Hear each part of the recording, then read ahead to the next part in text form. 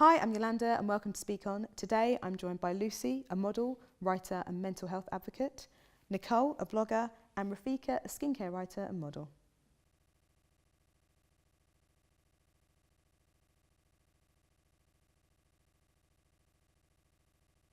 So thank you for joining me again. You all look lovely. Thank you. Right, we are spending an increasing amount of time on social media. It's how we interact with our friends and our family. We watch loads of TV content online, via YouTube, etc. And also we even find our partners on apps. I don't know if any of you found your partners on apps, but anyway, might just be speaking for me. But it's social media feeding our misconceptions of who we are and how our audiences perceive us. That's what we're going to be talking about today. Mm-hmm. Do you think people are creating experiences just so they can share them on social media? And I'm going to direct that to Lucy. To a certain extent, yeah. I think obviously it varies person by person.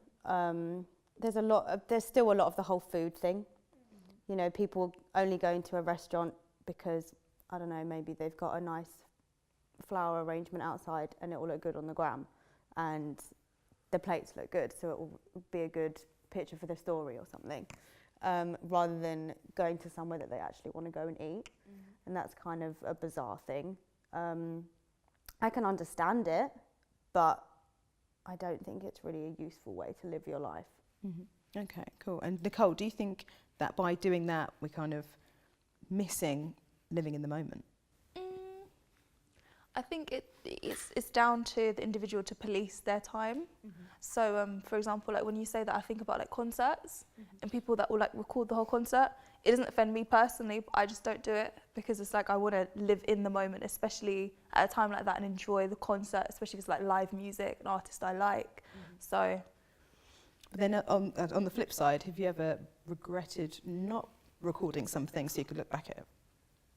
Do you know what? No, because I never like would go in my phone and be like, let me watch that Drake concert again. Like, I never have the time to like sit down and be like, yeah, like let's go. And so, you know, I think the jokes are more live. Like you have more of a personal connection to the concert when it's just like it's lived for the night and then it's done. Yeah. Especially the thing that confuses me the most is that you can go and find it. Mm-hmm. Like there's official recordings like of the concert. Like I don't get it. True. Yeah. So yeah.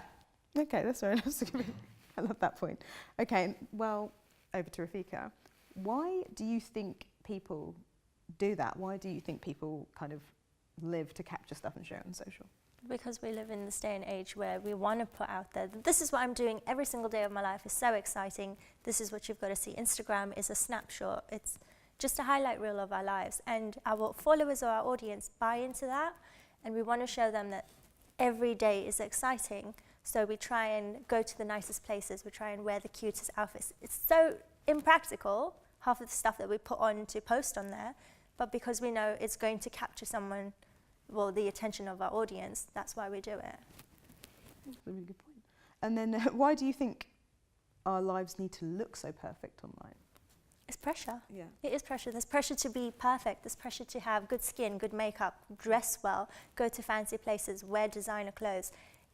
Even though it's not spoken or it's something that is said out loud, we put that pressure on ourselves because we want to be seen as people. You fake it till you make it. Yeah. That's the whole thing. Mm. Okay, cool. And obviously there are people on social media who do quite well by actually bearing all and just being really quite candid. Do you think any of you fall into that category?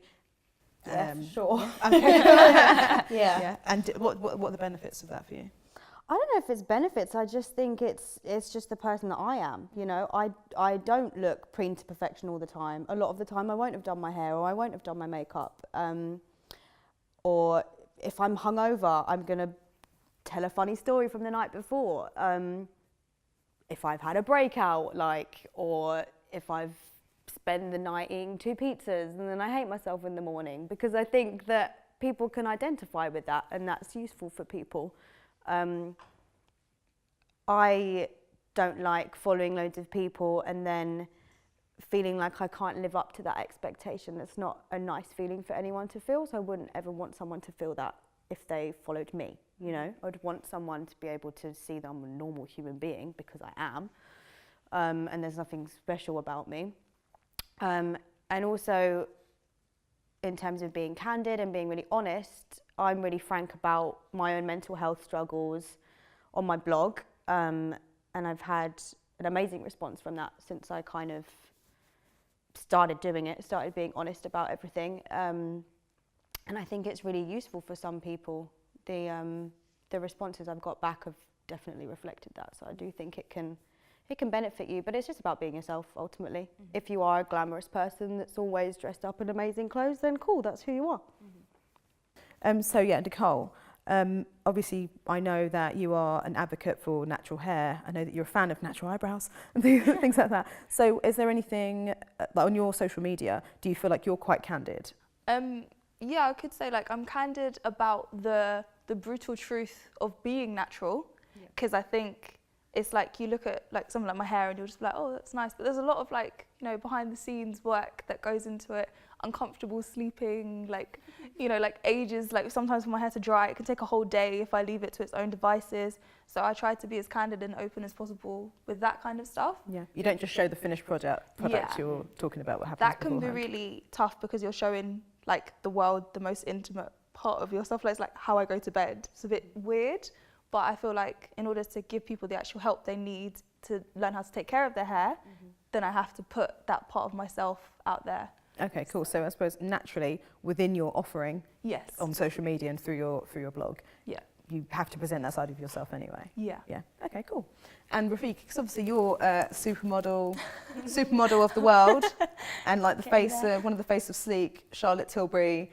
God knows what else. I just walk around the shops and see you everywhere. It's like you're just assaulting me now. It's ridiculous. So yeah, so obviously you have so much content for your social because you're doing loads of shoots. So obviously your Instagram looks super glam. Thank you. Do you show yourself as well in your natural form? Yeah. So there's a lot of posts that are makeup free.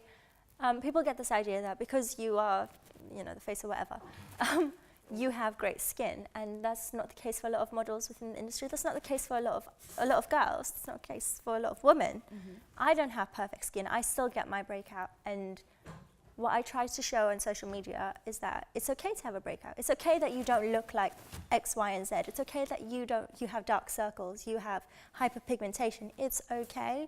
And what I try to do is I try to show them how to change that or combat it or even, you know, embrace it, because you're never going to get rid of anything 100%. You're better off just saying, you know what, I'm perfect as is. Keeping it moving. Yeah. And do you get like positive feedback when you do that? Anything to do with skincare, there's always someone out there that wants advice. That there's never a negative comment regarding skincare, which is really nice actually. Yeah. And again, I suppose you're quite lucky then. It kind of it lends itself to who you are, that you can actually be yourself on there. You haven't set this ridiculous bar for yourselves to continue to live up to. Like, I'm at the best restaurant every day, she says, crying with a fork all the way to her mouth. So you can actually... It's like one lettuce leaf. Exactly, yeah, exactly. So you can kind of go on then and you can say, this is my skin. You can go on there and say, this is my hair. And you can say, I've just had a Joey special of 2 pizzas and this is who I am. Yeah. Yeah.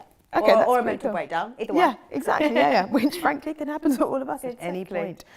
So what would you say is the biggest misconception about you? So have you met someone and then they've been surprised by who you are because of this? So we'll start with Lucy. Yeah, that's happened to me a lot, mainly because of modelling stuff. Before I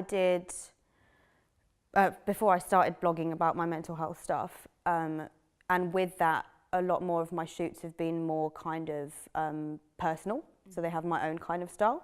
But before that, when I was just doing lots of like commercial and like campaign stuff, when people saw me, the way I dress and the way that I am, they'd always be really surprised and they're like thinking I would be this really super girly, glamorous person, and that's not me at all.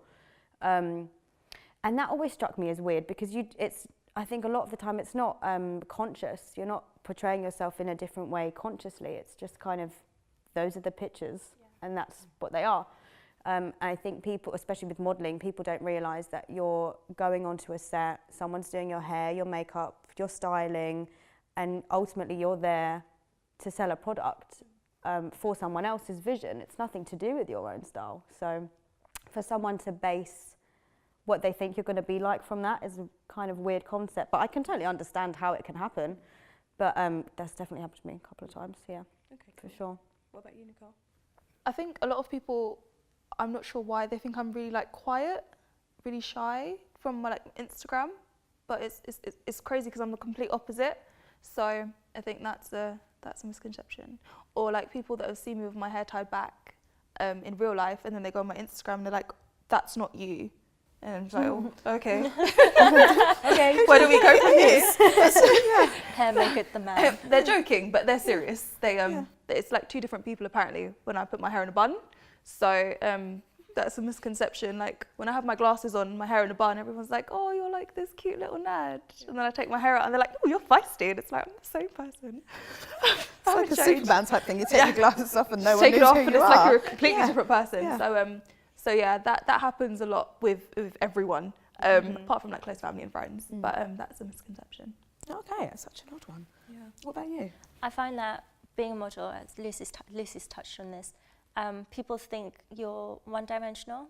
So they look at you and they're like, well, she doesn't really have much of a personality. Modelling isn't very hard. It is really difficult, actually. A lot goes into it. But they're always really shocked and surprised when you say, please, thank you, excuse me, or pardon. It's like, we're not meant to have manners, and we're not meant to eat. We're not meant to do anything that, you know, the average girl does, because you're seen as this person who's not real. Yeah. And people can't relate to you being a model, which I think ties into the fact that our social platforms have our personalities into that. Because if it was just modelling pictures, we'd be unrelatable. Yeah. And so when people see me eating a burger, what's their reaction? They're like, oh my God, you actually eat? And I'm like, yeah. That's how I stay alive.